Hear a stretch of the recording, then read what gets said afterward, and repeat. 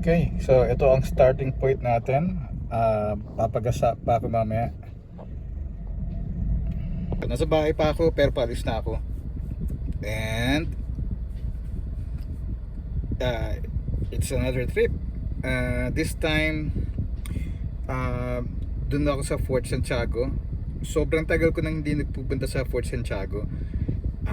Tapos kakain sa Binondo. Tagal na rin.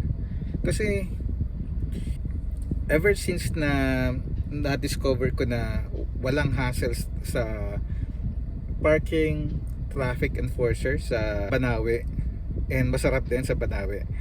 Ever since doon na ako sa Chinese food trip, hindi na sa Binondo. Kasi dahil sa experience ko. Pero ngayon pupunta ako doon purely for nostalgia. And kamusta lang, since malaking part rin ng buhay ko yung Binondo, dahil at some point malapit lang kami doon nakatira yung bata ako. I grew up sa Santa Cruz, Manila. So kamusta lang, and sakto leave ko ngayon.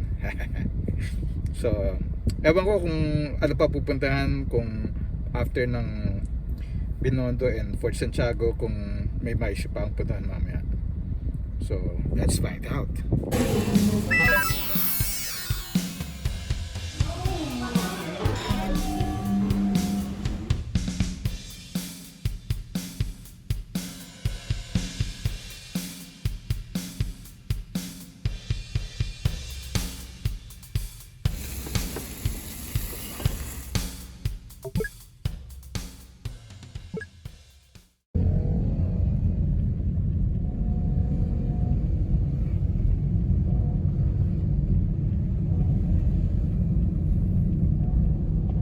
On the way to Binondo. Park na naman sa tabi-tabi. Libre yan.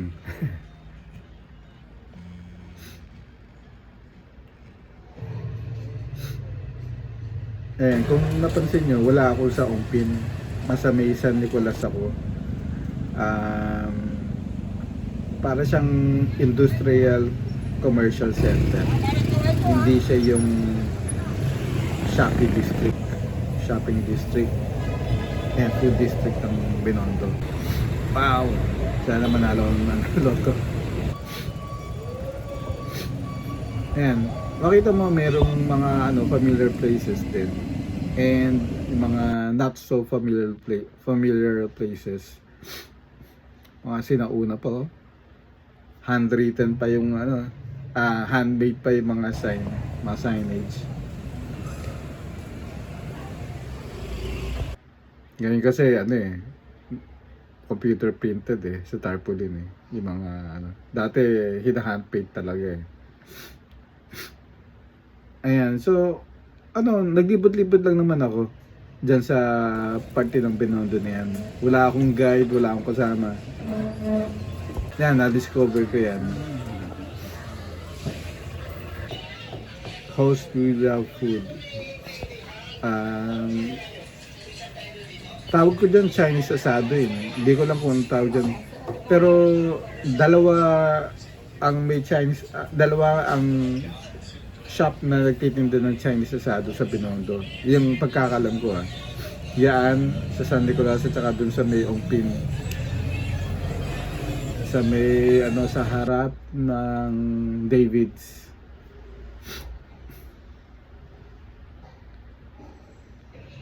Malapit sa Ongpin. Hindi along Ongpin yun. Gaganon ka pa. Dito ka pa. So mga available na refreshment. Simple place lang yun. Tapos naglakad ako hanggang likod na lang 168 Mall. Ayun, may mga antique buildings. Yan, nandyan na ako sa may Binondo Church. Na-discover ko yung favorite place ko, Far Eastern Mooncake. Lumipat na. sa may harap ng Binondo Church. Tapos ito, nakita ko rin, Chef Panda Dim Sum House. Parang bago eh. Pupunta dapat ako sa sa Delicious or yung mga sinaunang establishment. Nakita ko to, curious ako. Mahilig ako sa dim sum. So sinubukan ko. Ang cute ng ng mga condiment, lalagyan ng condiment nila. Tsaka masarap yung hot sauce.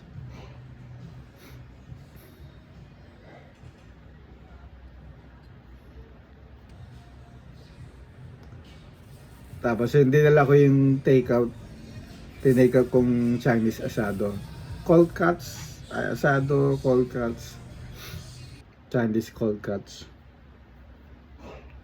Bala kong tikman doon. Kasi first time ko lang napuntahan yung place na yun eh. Kaya excited din akong kainin. Laking bakul yan. Good for two talaga. Tapos xiaolongbao. Fried yung xiaolongbao nila. Tapos grabe, ang daming noodles oh. Sa video hindi mo hindi mo halata na ganun kadami. As in marami. Tampak. Masarap siya yung medyo peanutty yung yung light sauce na yun. Hindi siya yung tuyo daw siya, tuyo na xiaolongbao. Umuo na lang ako kasi wala namang hindi ka naman masyadong kapsado yung mga dim sum na yun. Kain lang ng kain. Kasi ang alam ko, ang xiaolongbao may soup sa loob eh. Kaya yan, tuyo daw sa kanila. Masarap yung mami. Yung noodle soup. Refreshing tubig. Kaya lang, nabusog ako niyan. Kasi sobrang daming noodles talaga. Tas konti lang yung beef. Nabuti na lang meron akong cold cut asado. Asado, cold cuts.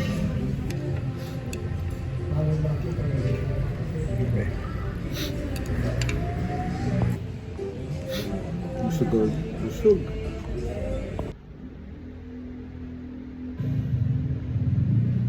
Parang 300 peso meal siya. 199 yung mami, 99 yung xiaolongbao.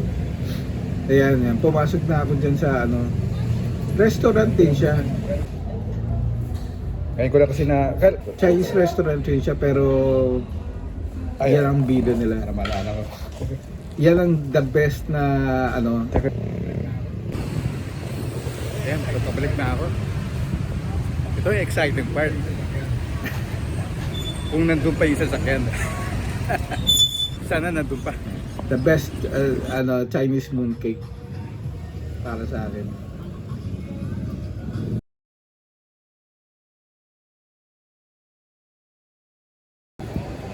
Ayun, nandun pa. Kita ko na. Ayun. Busog ako. Nakabalik na ako sa sasakyan. Grabe yung noodles na yun. Beef noodle soup. Good for 2 to 3. Medyo nahirapan akong kumain. Kahit na normally good, for 2 persons kinakain ko. Nag-order pa naman kasi ako ng xiaolongbao pero maliit lang yun eh. So para masulit ko yung Binondo, nagpakabusog na ako. Nag-take out pa ako. Yung Chinese asado. Basta parang cold cut siya, deli siya, Chinese deli. Na masarap para sa beer. Tapos ito very nostalgic sa akin to eh. tuwing may pera ako, tuwing may pera ako, pag napunta akong Binondo, bibili ako nito. Kailangan. Kasi ito yung ano eh, Far Eastern Mooncake. Ito No yung relation pasalubong sa sa Far akin Eastern ng University. papat mama ko dati. No relation Tapos, sa FEU. Pag kinakain ko siya, ano, nagwa-wonder ako, ba't ang sarap? Paano ginagawa to? Ewan ko, ano, I'm not sure kung sikat sila sa mga tao, pero ako hindi ko sila nakakalimutan. It turns out na lumipat na sila ng ano ng pwesto. Dati malapit sila sa Ongpin, ngayon nandito na sila sa ano sa may Binondo Church. Yan. Anto, pag binuksan mo 'yan, pag kinain mo 'yan, may egg yolk na masarap. Tsaka mga lotus seeds at saka kung ano pa. So actually nakakalimutan ko na in-order ko. Single yolk ba yung sinabi ko kanina? Lagi ako nag-order Double 2 yolk. yolks. Pero alam ko mahilig ako sa single yolk eh. Malalaman natin mamaya. Hindi. Pag nabuksan ko na. 2 yolks. Yung buksan ngayon kasi ano, Nagkamali lang akong nakakanta naman sa car. pagsabi. At saka busog ako eh. Although ano, masarap to na dessert. Wala lang akong ano, wala akong appetite ngayon dahil busog na busog talaga ako. So off to Fort Santiago. Hope bukas pa sila pag gagabi na. Pag ano, sarado na sila or magsasara na sila, bahala na.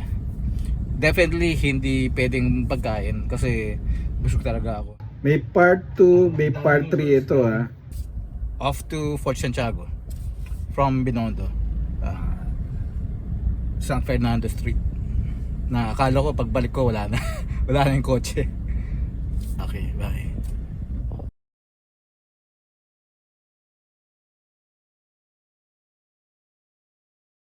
Pag napanood nyo to ng medyo maaga, hindi ko pa na-upload yung 2 and 3. Sa kanila tuyo. Pakibalikan na lang. The best yan. Tsura pa lang oh. Yan ang mooncake. Laki yan.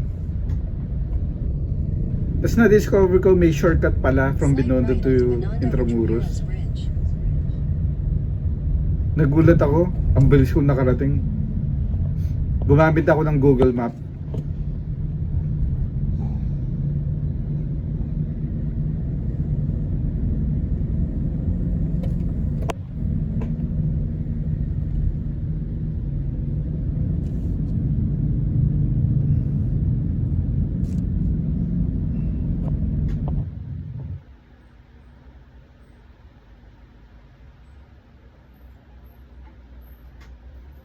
Nag-park na naman sa tabi-tabi. Hindi, nasa parking lot na. Intramuros, Fort Santiago.